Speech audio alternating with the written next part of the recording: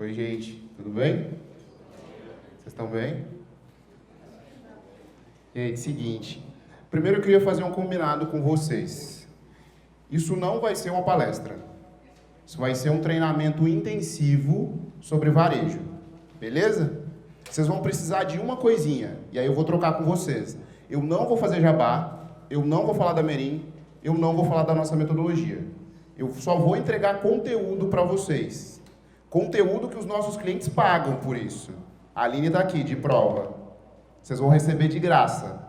Beleza? E vocês vão fazer isso com uma ferramenta, só com o celular. Tá? Então vamos lá. Primeiro, eu queria fazer uma reflexão.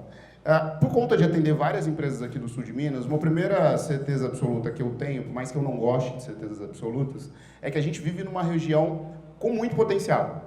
Grande parte das coisas inovadoras que estão acontecendo no Brasil estão acontecendo no sul de Minas, e na maioria das vezes a gente não conhece essas coisas. A gente teve a oportunidade de ser jurado de algumas competições de startups, a gente teve a oportunidade de conhecer algumas empresas super inovadoras, e a gente viu isso de perto. E aí, para a gente começar a fazer essa reflexão, eu queria que vocês só me ajudassem com a mão agora. Quem aqui assiste televisão com a mesma frequência que assistia 5 anos atrás? É o que eu imaginei. O que acontece? A gente, como consumidor, a gente ficou muito mimado. Demais. Como é que é a experiência da TV? A experiência da TV é uma experiência muito estranha. Porque você tem que ligar a televisão a hora que a televisão quer, para passar o que a televisão quer, para assistir do jeito que a televisão quer, aí do nada tem uma propaganda que você não pediu, que aparece para interromper a tua experiência. É uma experiência esquisita.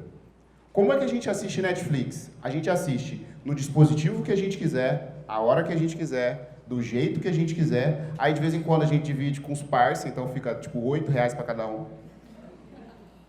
É muito mais cômodo, muito mais tecnológico e muito mais inovador.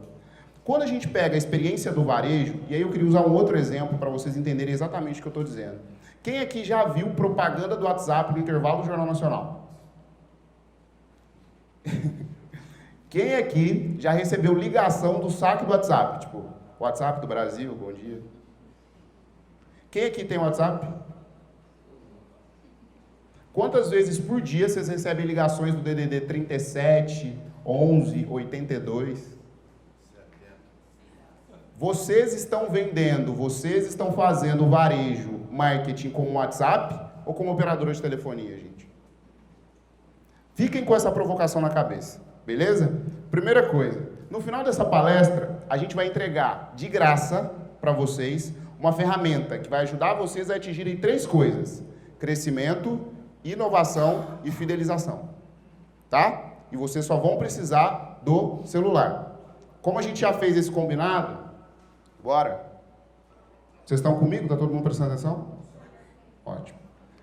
Gente, seguinte, a gente vai aprender sobre 5 coisinhas hoje, bem rapidinho, nesses 15 minutos. Primeiro, eu vou mostrar para vocês uma teoria de como a gente transforma uma empresa tradicional, no bom sentido, uma empresa clássica, no bom sentido, e uma empresa inovadora, que é a teoria das 2 curvas.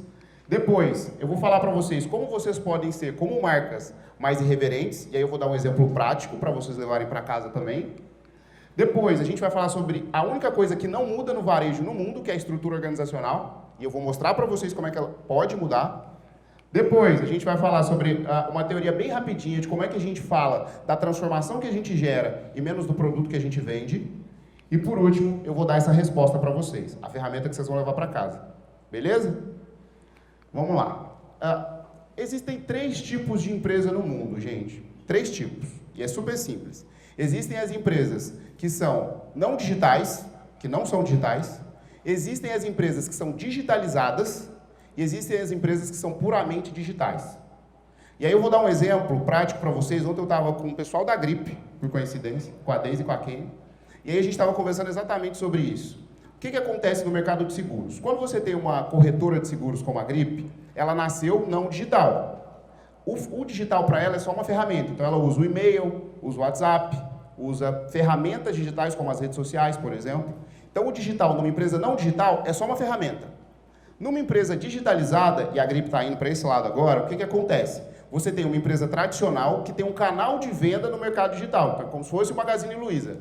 Você tem ponto físico, só que você tem ponto digital também. É uma empresa digitalizada. O que acontece dentro do mercado de seguros? Você tem uma empresa chamada Trove.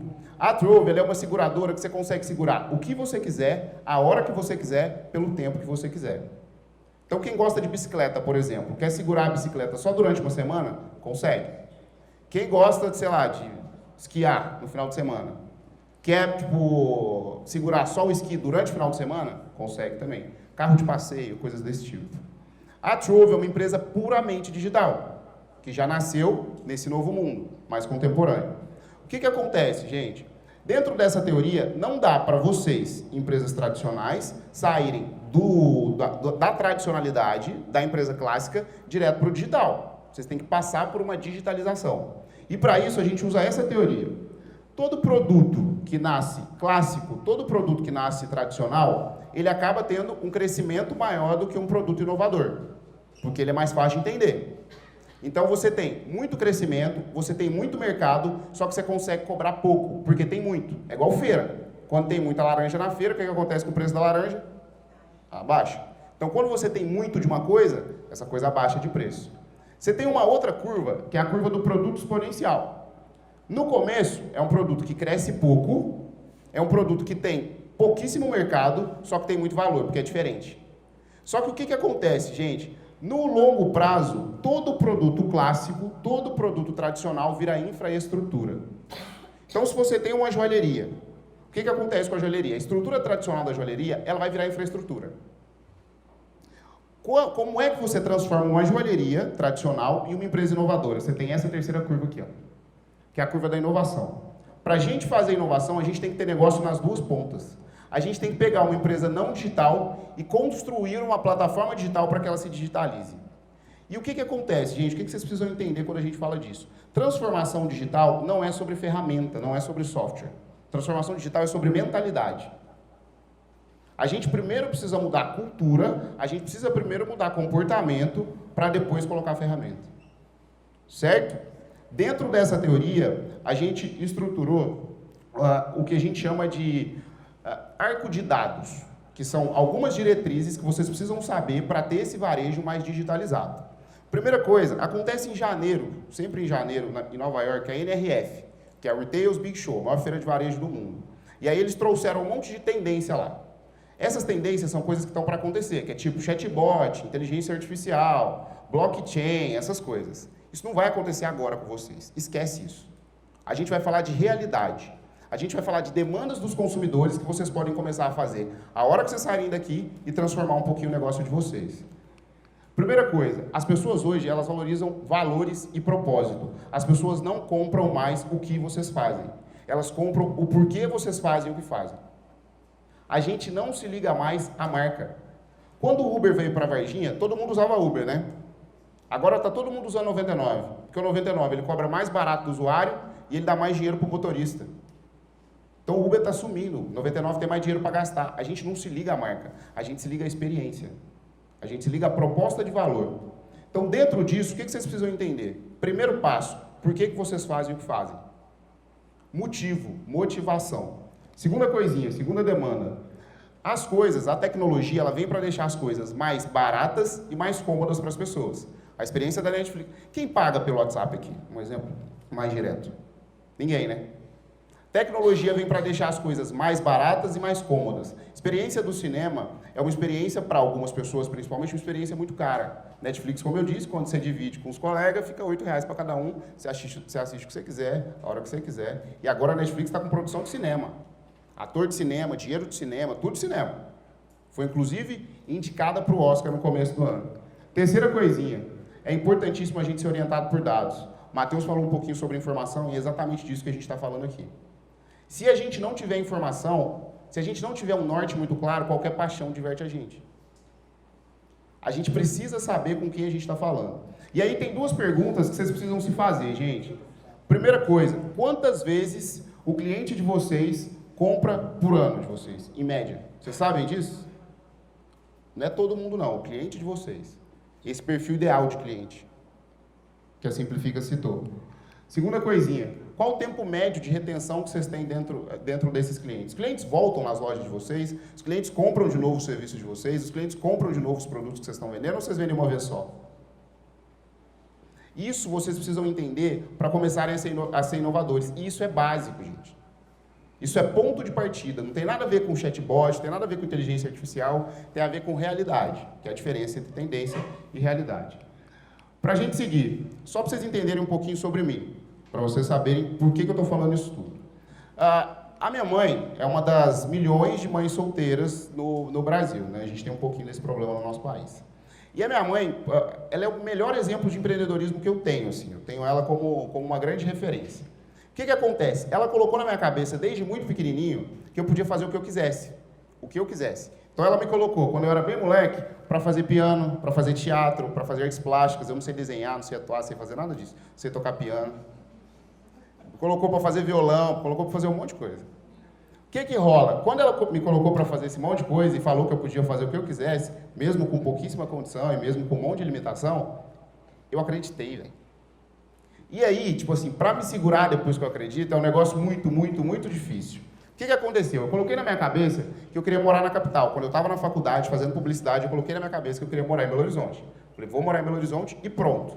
Arrumei uma vaga em BH, fui para lá gerenciar o marketing de uma pequena empresa de distribuição de cosmético, só que eu tinha 22 anos, tinha acabado de sair da faculdade, meu salário não era um salário ruim. E Belo Horizonte, você tropeçou, você está num boteco, vocês sabem disso, né?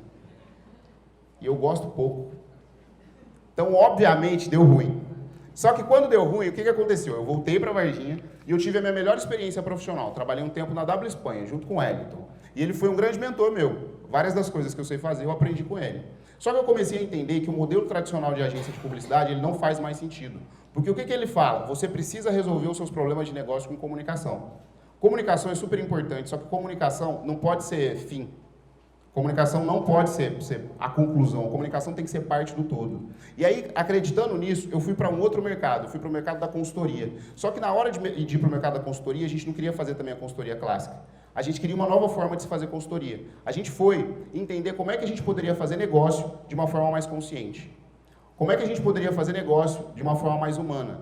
Como é que a gente poderia criar uma cultura de ganha-ganha, aonde consultoria ganha, aonde cliente ganha, mas aonde comunidade ganha também.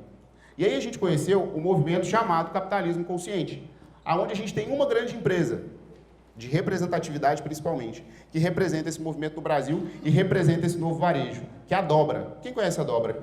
Aqui. Qual é o seu nome? Ah, professor. Dobra é uma empresa do interior do Rio Grande do Sul, de uma cidade chamada Montenegro.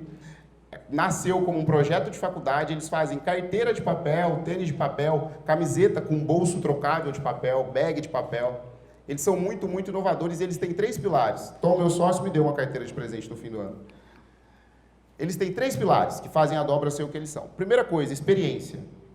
A Dobra, ela tem uma regrinha que ela fala o seguinte, ela mapeia todos os pontos de contato que o cliente vai ter com ela e a partir desses pontos de contato, ela cria ideias para ter linguagens diferentes com cada um desses clientes. Qual que é o grande problema de grandes empresas? A gente acha que a gente é dono da verdade. A gente acha que a verdade absoluta está do nosso lado. Dentro da Dobra, eles se comunicam do jeito que a gente conversa com um amigo. Primeira coisa, experiência. Segunda coisinha, propósito e impacto. A Dobra tem um propósito que é deixar o mundo mais humano, mais aberto e mais irreverente. E aí, por ter esse lance de deixar o mundo mais aberto no propósito deles, o que eles fizeram quando eles lançaram a Dobra? As pessoas começaram a questionar, falaram, pô, velho, carteira de papel, eu faço isso em casa. A Dobra falou, beleza, eu vou disponibilizar meu design de graça para você baixar, você faz a carteira na sua casa. Meu segredo não é o produto, o segredo é a proposta de valor que está por trás dele. As pessoas baixaram esse design e começaram a fazer o produto dentro de casa. O que aconteceu? As pessoas começaram a achar melhorias. E devolveram para a Dobra isso. 40 mil pessoas baixaram esse design. A Dobra ganhou 40 mil engenheiros de produto de graça. Só por conta do propósito. E a terceira coisinha é cultura e humanização. A Dobra é uma empresa que não tem chefe. O CEO da Dobra é um cachorro, é o Batman, que é o cachorro do fundador. É uma empresa que todo mundo tem um salário igual. Aí é um pouco difícil, né? E é uma empresa que valoriza muito esse contato humano. E esse é o novo varejo, gente. São essas marcas que estão fazendo o novo varejo. Certo? Para a gente seguir.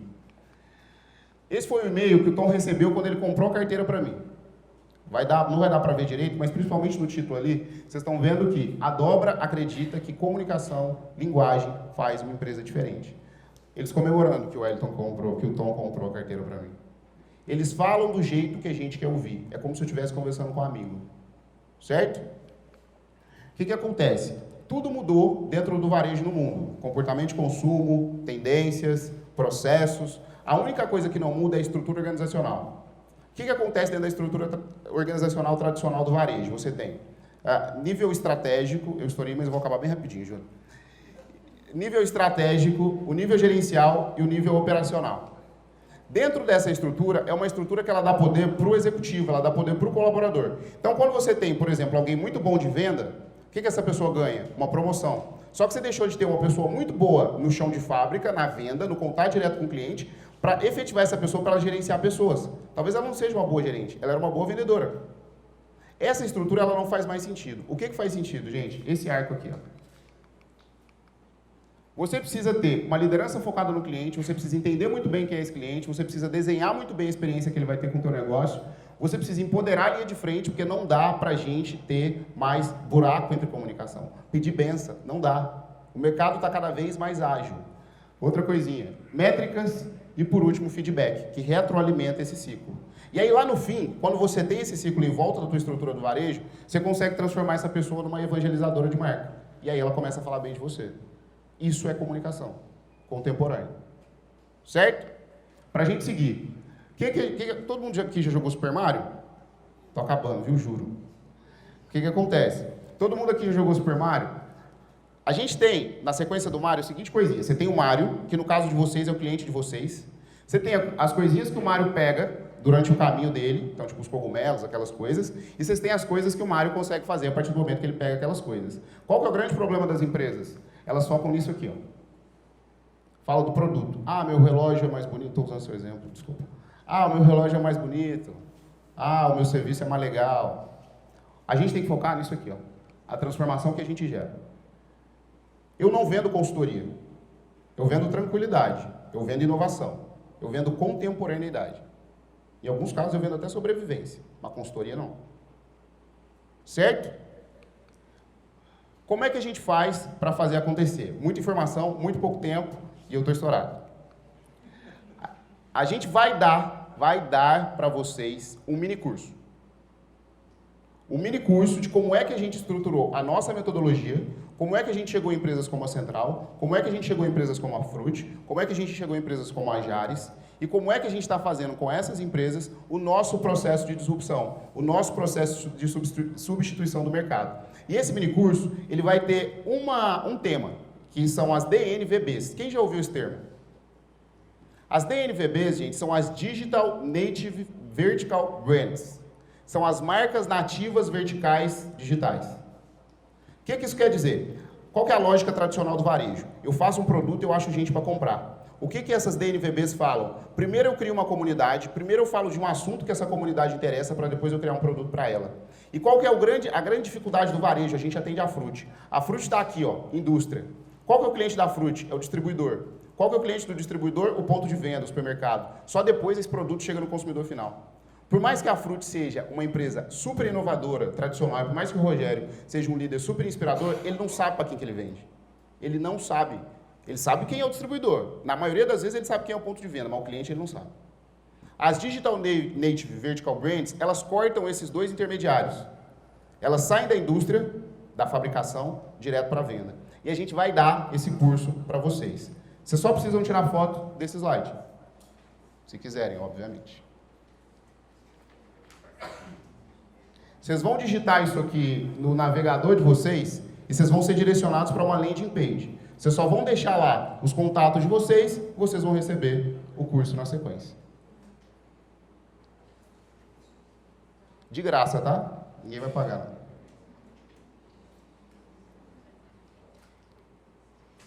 Foi? Gente, só para deixar uma última mensagem, o que acontece? O que a gente faz na Merim todos os dias não é transformar negócios, não é fazer com que as pessoas percebam que existe um novo mundo. A gente tem só uma nova forma de ver o planeta. A gente tem uma lógica que é a seguinte: tudo que a gente acredita, a gente transforma em ação. A nossa ação é o nosso comportamento, e esse comportamento ele gera um resultado. Não dá para a gente fazer coisas diferentes tendo sempre as mesmas referências.